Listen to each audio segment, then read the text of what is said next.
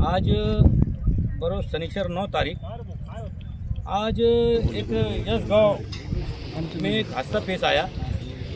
कल रात के टाइम से एक व्यक्ति कुएं के अंदर गिरा हुआ था।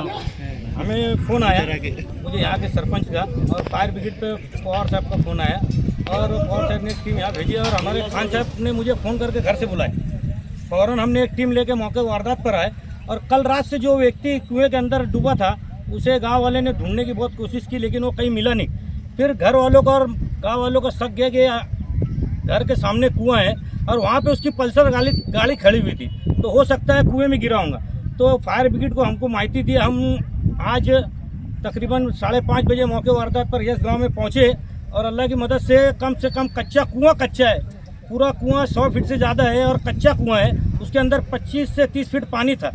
फिर मैं एक मेरे साथी पहलवान को लेकर नीचे उतरा और सूर्यवंशी को अल्लाह की मदद से आधे घंटे के अंदर सर्च ऑपरेशन शुरू किया गया और आधे घंटे के अंदर उसको सर्च कर बाहर निकाल कर अभी पुलिस पाटिल और गांव वाले के ताबे में दिया बॉडी।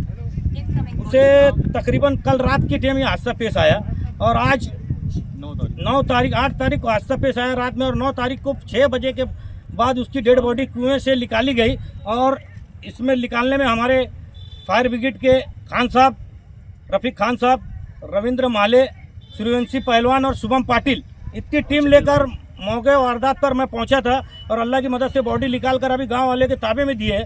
इनकेस इसके साथ क्या हादसा पेश आया क्या नहीं, इसका पंचनामा होने बाद पुलिस इसकी अपडेट देंगी।